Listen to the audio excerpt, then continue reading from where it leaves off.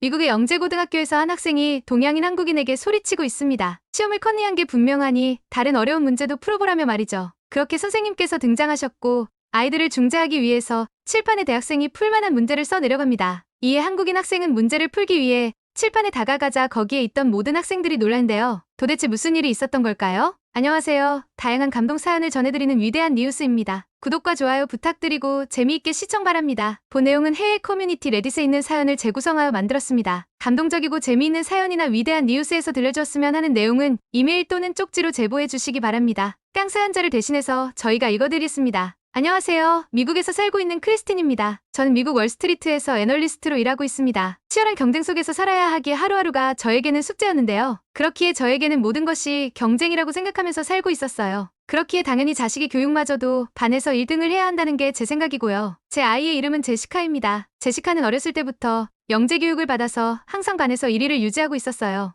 영어뿐만 아니라 일어 독일어도 잘했고 아이가 초등학교에 입학하고 나서부터는 각종 대회에 나가서 상을 휩쓸 정도로 아이는 비상했어요. 저는 아이에 대한 지원을 아끼지 않았어요. 제시카가 가지고 싶어하는 것은 뭐든지 다 사주었어요. 하지만 그것이 문제였던 걸까요? 제 아이는 건강이 갑자기 나빠졌어요. 저는 아이의 치유를 위해서 잘한다는 병원, 좋다는 약을 다 먹여보았지만 아이는 나아질 기미가 보이질 않았어요. 그렇게 제시카는 6개월간을 병원에서 생활했습니다. 건강해지기는 했으나 6개월간 다른 아이들과의 수업 차이가 발생했던 거였어요. 그렇게 학교에 돌아가서 중간 시험을 치렀는데 항상 상위권이었던 제시카는 3등이 하는 성적을 거두었어요. 평상시에 항상 1등만 했던 제시카는 충격을 받은 듯했죠. 그래서 저는 1등을 한 친구가 누구냐고 물어봤더니 한국인이라고 했어요. 이름은 수정이었죠. 그 수정이라는 친구는 제시카가 아팠을 때 한국에서 전학을 와서 친구도 없고 반에서 혼자 왕따처럼 지낸다고 하더라군요. 제시카가 다니는 고등학교는 미국의 사립 영재고등학교로 매우 비싼 등록금을 내야 해서 아무나 올 수 있는 곳은 아니었거든요. 그래서 제가 알아봤더니 한국에서는 크게 요식업을 하고 있고 지금은 미국까지 진출해서 엄청 성장하고 있는 기업가의 딸이라고 하더군요. 아무리 제시카가 없었다고 하나 1등할 정도면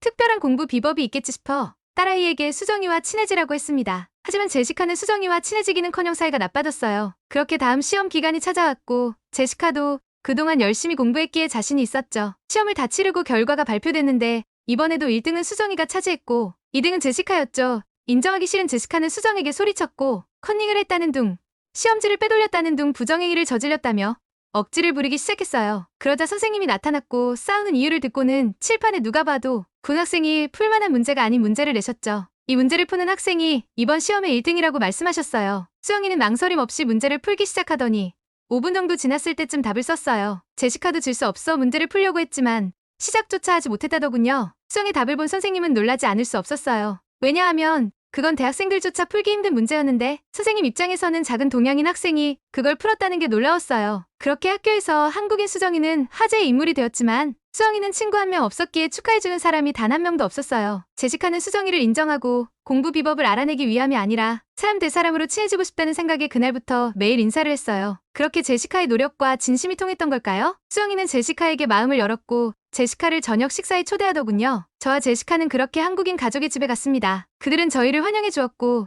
저희는 그렇게 빠르게 친해졌어요. 저는 수정의 공부 비결이 너무 궁금해서 물어봤어요. 그랬더니 믿을 수 없는 말을 하더라고요. 수정이는 한국에 있을 때 한국의 입시 경쟁 시스템에 너무 많은 스트레스를 받았었다.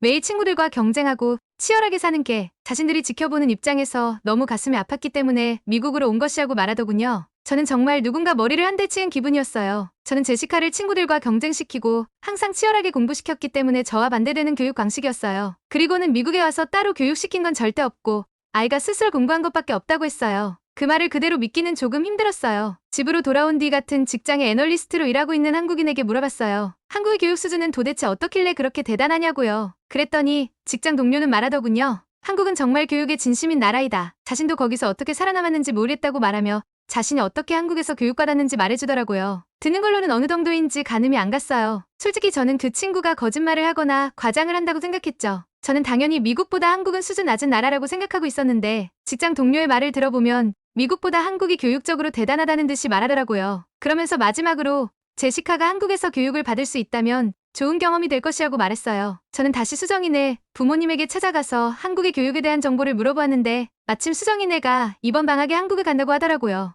그래서 엄치 없지만 제시카도 같이 보내도 되냐고 물어보았고 수정이네가 허락을 해서 저희도 같은 날 비행기 티켓을 예매해서 같이 가게 되었어요. 그렇게 한국에 도착했는데 저는 깜짝 놀랐어요. 한국에 관심이 없어도 너무 없었다고 생각했습니다. 당연히 안 좋을 거라고 생각했던 한국의 공항은 너무나 세련되었어요. 그렇게 제 가족과 수정이네 가족은 이동을 위해서 지하철로 이동했는데 공항과 지하철이 연결되어 있더라고요. 정말 참 편하고 좋았습니다. 저희가 가져온 짐이 가볍지 않았기 때문에 걱정했는데 공항 내에는 무빙워크가 잘 설치되어 있어서 공항에서 지하철을 타러 갈 때까지 거의 걷지 않고 이동했어요. 그렇게 지하철을 타게 되었는데 저는 정말 놀랐어요. 미국의 지하철과 한국의 지하철은 정말 차원이 달랐어요. 저희 미국은 1900년대 초반에 지하철이 도입되면서 정말 엄청난 센세이션을 일으켰지만 지금 와서 보면 많이 노후되어 있는 곳도 많고 특히 여름에는 지하철 내부는 정말 더울 만큼 불편한 점도 많은데요. 많은 사람들이 미국 지하철을 타기를 꺼려하죠. 그런데 제가 본 서울의 지하철은 정말 깨끗하고 쾌적한 시설에 급하게 사용할 수 있는 생필품을 판매하는 자판기 그리고 서울 지리를 한 번에 볼 수 있는 디지털 노선도까지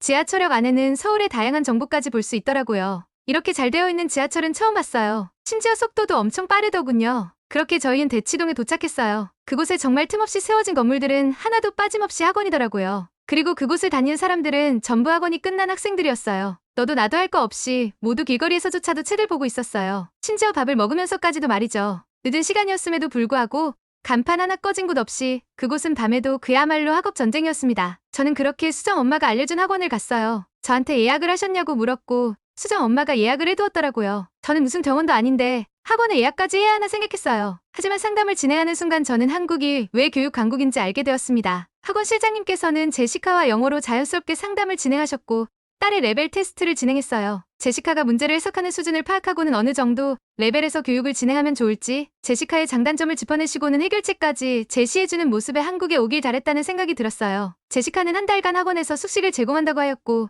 저는 마음 한편에서는 걱정되었어요. 아무리 수정이가 같이 있다고는 하나 한국 문화와 음식에 잘 적응할지 마음 한쪽이 불안했죠. 제가 그런 걱정을 하는 모습을 본 수정 엄마는 저에게 딸 걱정은 그만하고 스트레스를 풀러가자고 했어요. 그렇게 수정 엄마가 예약해놓은 미용실에 가서 머리를 하고 이쁜 카페에 가서 수다 떨면서 커피도 마셨어요. 정말 이쁜 카페를 갔는데 이색적으로 잘 해놨더라고요. 거기에서 먹은 케이크는 어찌나도 이쁜지 먹기 아까울 정도였어요. 무지개색으로 케이크를 만들어 놓았는데 식감도 정말 특이하더군요. 그렇게 카페를 즐기고 한국의 전통 음식이라며 저를 어떤 특이한 건물을 데려왔어요. 서울의 현대적이고 세련된 건물과는 다르게 나무와 기와로 만들어진 식당이었어요. 그곳은 한옥을 모티브로 만들어진 식당이라고 하더라고요. 안에 나무 냄새와 고급스러운 분위기가 정말 인상적이었어요. 수정 엄마는 비빔밥과 신설로라는 것을 주문해서 이것은 한국의 대표 음식이라며 소개해주더군요. 저는 미국에서도 한때 한국의 음식에 인기가 있었을 때가 있었지만 먹어보지는 않았기에 궁금했어요. 비빔밥은 정말 맛도 맛이었지만 음식인지 미술 작품인지 모를 정도로 이쁘게 나와서 너무 인상적이었어요. 맛도 정말 다채로워서 각종 채소와 나물들 그리고 고기가 다양한 식감과 맛을 연출했어요. 신설로 또한 인상적이었어요. 음식을 담고 있는 용기와 음식의 맛까지 정말 예술작품이었습니다. 그렇게 음식을 다 먹고 저희는 연극을 보기 위해서 예술의전당에 방문했습니다. 그렇게 연극 중에 먹을 간단한 음식을 사고 입장하기 전에 화장실에 가기 위해 음식들과 가방을 수정 엄마에게 맡겼어요. 그렇게 화장실에 나와서 수정 엄마를 찾아 두리번거렸는데 보이지 않았어요. 그러고는 제가 맡긴 음식과 가방이랑 수정 엄마 물품이 덩그러니 책상 위에 올려져 있더라고요. 전 깜짝 놀랐어요. 그곳에는 그날 연극을 보러 오기 위해서 온 사람들이 얼마나 많았는데 혹여나 누가 가져가면 어쩌려고 겁도 없이 소지품을 두고 사라지다니요. 그것도 가방이랑 핸드폰 같은 비싼 물건으려 수정 엄마는 잠깐 휴지를 가지러 갔다 왔다고 했어요. 저는 물어봤어요. 대체 어쩌려고 귀중품을 두고 자리를 비웠냐며 말이죠. 그랬더니 수정 엄마는 웃으며 말했어요. 어차피 아무도 안 가져가니 걱정하지 말라고 했어요. 아니 그게 무슨 말인지 이해를 할 수 없었어요. 한국에서는 정말 특이하게 공공장소에서 물건을 방치해도 누구도 안 가져간다고 말하더라고요. 도대체 그게 어떻게 가능한 일인지 신기했어요. 미국에서는 방치는커녕 길을 가다가 소매치기도 조심해야 하는데 말이죠. 정말 제가 생각했던 한국과는 너무 달랐기 때문에 충격의 연속이었죠. 한국의 시민의식에 놀라움을 또 겪는 데는 그렇게 오래 걸리지 않았어요. 연극을 다 보고 사람들이 퇴장하는데 사람들은 전부 자신이 먹은 것과 마신 것을 들고 나갔어요. 그렇게 나갔더니 바로 앞에는 쓰레기를 버리는 곳이 있었고 연극을 본 대부분의 사람은 자신이 먹은 것을 치우고 있었어요. 미국에서는 영화나 연극이 끝나고 난 뒤 그곳은 정말 아수라장이 되는 경우도 많습니다. 그렇기에 연극이 끝나고 따로 청소를 해야 하는 청소업체가 있을 만큼 더럽습니다. 딸아이의 교육 때문에 온 한국이지만 제가 더 많은 것을 느끼게 되는 여행이었어요. 그렇게 한국에서의 생활이 다 끝나갈 무렵 제시카에게도 엄청난 변화가 있었어요. 처음에 와서 단계 테스트를 받을 때까지만 해도 78점 정도였던 제시카는 현재 98점이라는 한국에서도 상위권에 속하는 실력으로 향상되어 있었어요. 저는 너무 궁금했어요. 대체 한국에서는 어떻게 교육하길래 이렇게 아이가 성장할 수 있는지요?